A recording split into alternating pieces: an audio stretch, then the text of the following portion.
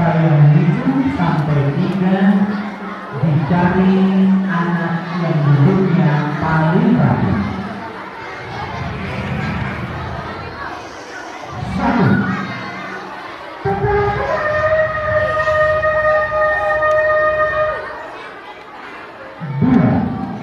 Ayo Dewi, kita duduk yang rapi. Harus ribet.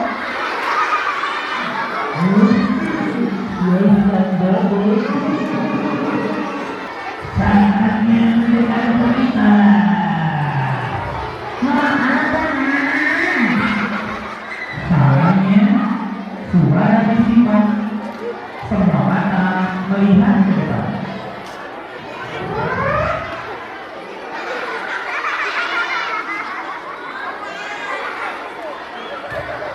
Assalamualaikum warahmatullahi wabarakatuh.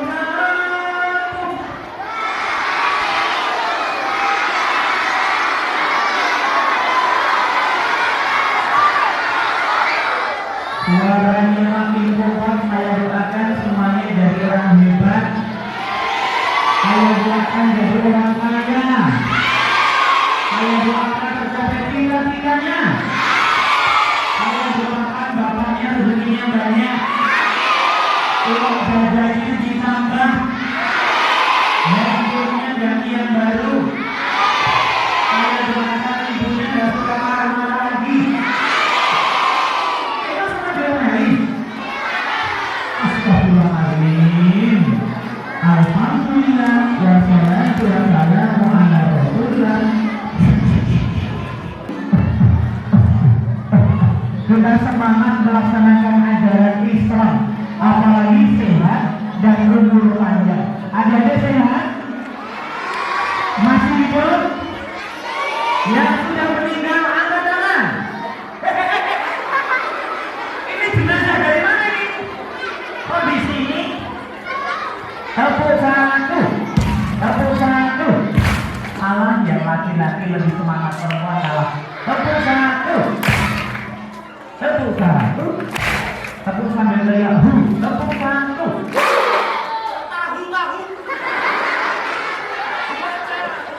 Tepuk 1. Tepuk 1. Tepuk 2. Tepuk 2. Anteng.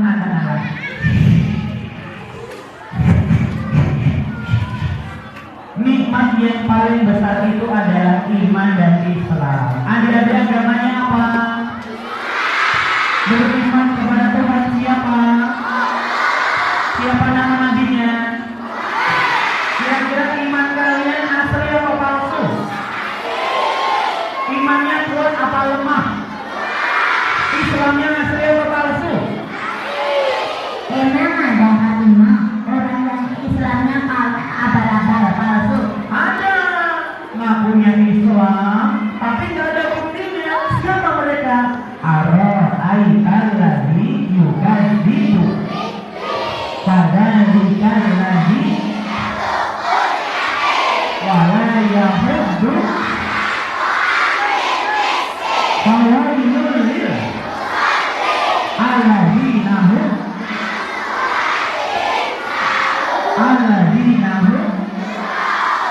wa yamna'una. Ngakunya Islam tapi sama anak yatim malah suka membentak, mencaci celah, sama orang miskin gak mau kasih makan. Sholatnya acak-acakan, bukan pamer. Tambah lagi apa itu? Ada orang yang perlu bantuan gak mau bantu, itu namanya Islamnya abal, mendustakan agama. Siapa yang ingin jadi orang yang imannya kuat, Islamnya kuat, amal solehnya kuat? Tepuk 1. Tepuk 2. Siapa nama Tuhannya? Jawab. Siapa pencipta langit? Siapa pencipta bumi? Siapa pencipta laut? Pencipta angin? Pencipta api? Allah. Allah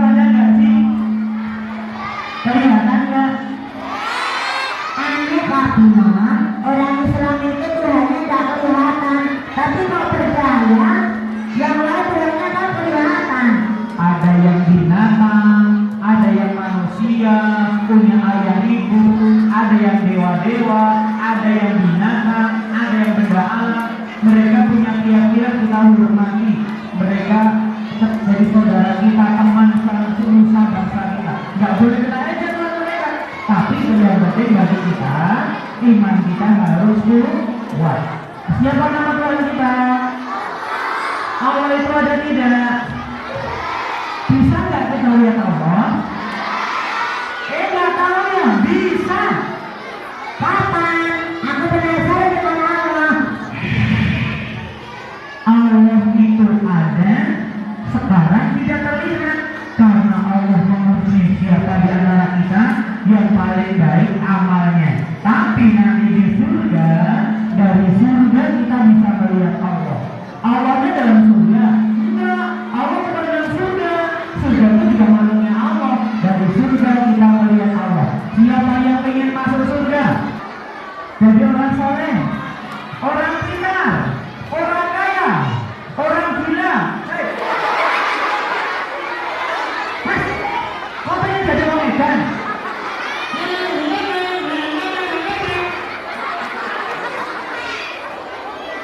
Kau jadi orang edan? Siapa yang pengen paling cepat masuk surga? Syaratnya mati dulu, selamat meninggal. Enggak. Yang masuk surga dulu itu bukan yang belum mati, tapi yang masuk surga diampuni Allah tanpa hisab, tanpa azab. Siapa yang ingin sekeluarga masuk surga? Siapa yang ingin bapaknya masuk surga? Siapa yang ingin ibunya menggunakan mahkota cahaya surga? Rajin baca Al-Quran tuh. Kok nggak bisa lihat tapi mah? Karena Allah menurut mau hanya orang iman soleh yang nanti di surga. Maka kita juga lemah loh, jadi nggak bisa lihat Allah. Maksudnya?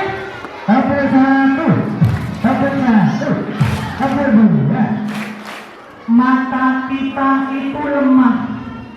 Lihat matahari aja, kita nggak mampu 5 detik langsung. Nggak kuat panas, 10 detik langsung.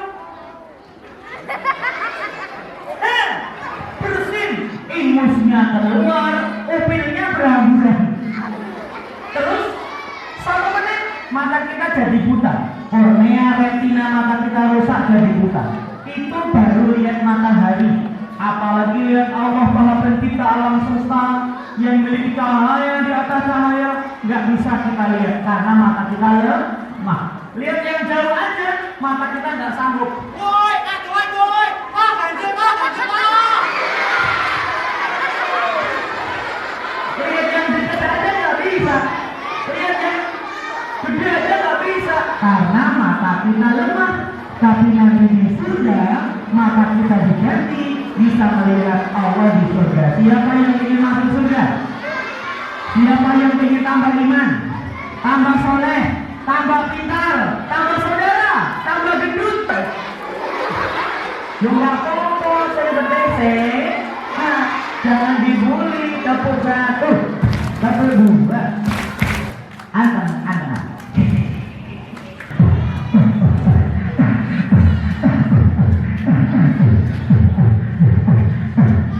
Salawat dan salam tak boleh lupa kita haturkan kepada Nabi Muhammad Sallallahu Alaihi Wasallam.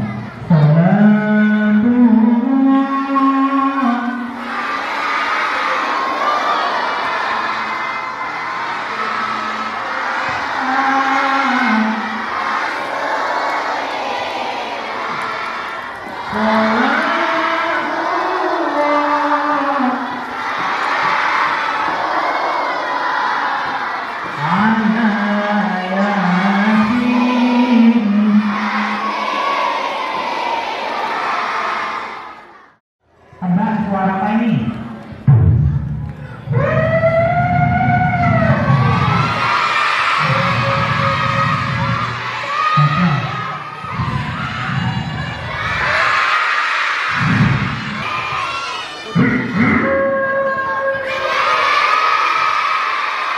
Apa namanya? Betul, itu suara serigala adiknya Sri Wahyuni. Kalau ini suara apa?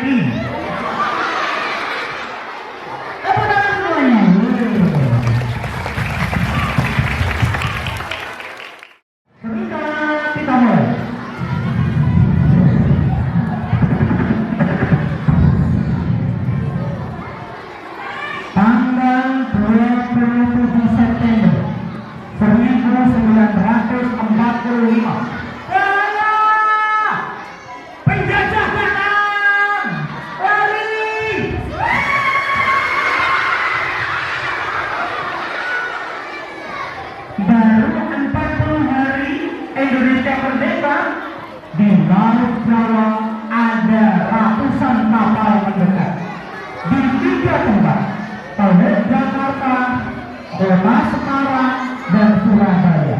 Isinya adalah ribuan tentara Inggris dan Belanda yang akan menyerang Indonesia lagi, jadi penjajah.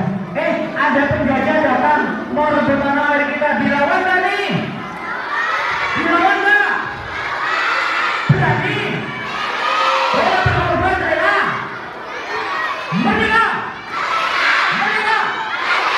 Hari ini kami akan ajarkan tentang nasionalisme, kecintaan tanah air yang dinaungi oleh agama Islam.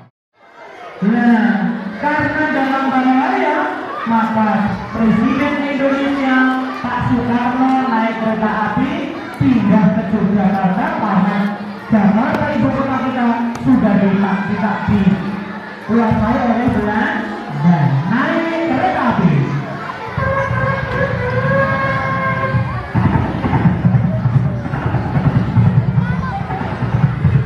Sementara di Semarang tentara Belanda menuju ke arah selatan.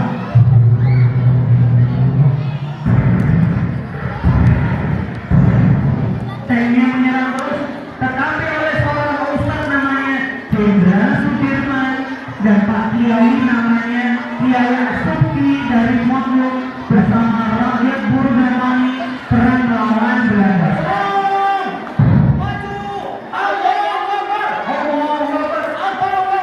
Belandanya nggak bisa takbir malah teriak-teriak.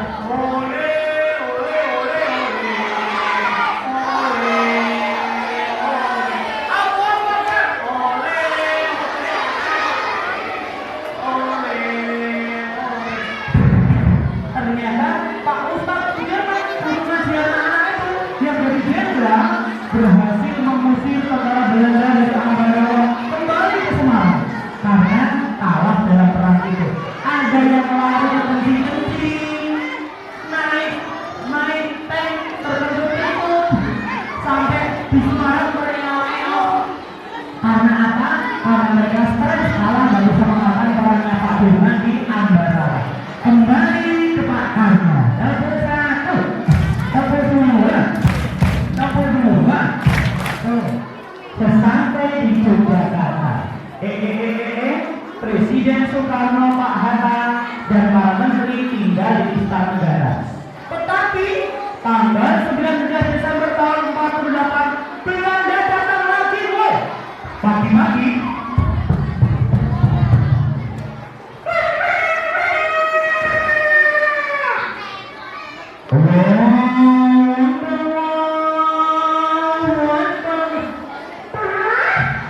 apa dong?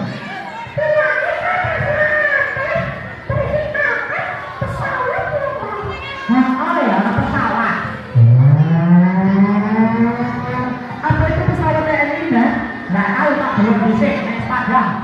Ketika dari Semarang lihat, weh, nanti pesawatnya longgoy, kayak orang lipstick. Pesawat lipstick karena moncongnya pakai warna merah. Moncong merah, moncong merah. Loh, min, warni, tubian, padan, opsi. Ternyata benar tanggal 19 Desember ibu kota kedua Yogyakarta diserang Belanda. Ada yang terjun payung pas tengah lapangan. Ada yang terjun payung turun di kuburan. Ada yang terjun payung jatuh di sawah-sawah. Ada yang terjun payung nyantol di pohon jati. Ada potong-potong sampai kebingungan. Akhirnya perang terjadi dan Presiden Soekarno ditangkap. Innalillahi. Wakil Presiden Pak Hatta juga ditangkap. Innalillahi. Sekarang tinggal Ustaz kita, Pak Kiai kita namanya Jenderal Sudirman berjalan kaki menuju ke Bantul. Biar sekarang aku jalan bareng-bareng yuk. 1, 2, 3.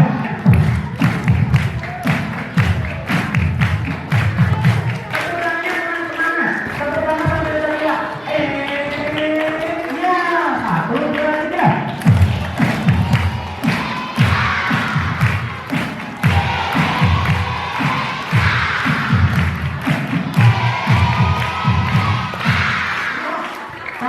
Jenderal Sudirman paru-parunya tinggal sebelah karena mengalami sakit TBC. Pak Dirman, bagaimana? Terus kita berangkat dari sekarang. Ayo berangkat.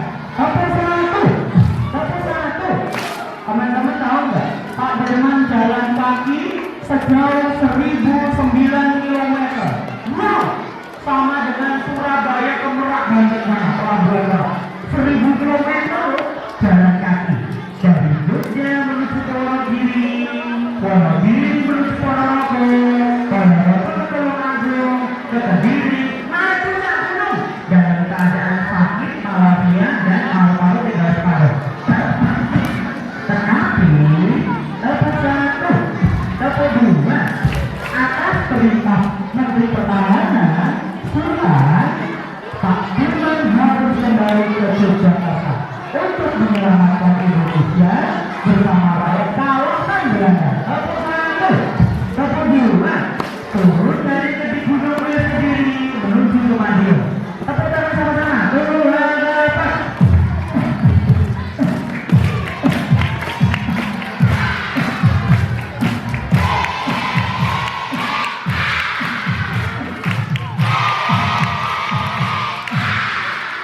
Terima kasih sudah mendengarkan cerita Kak Bimo.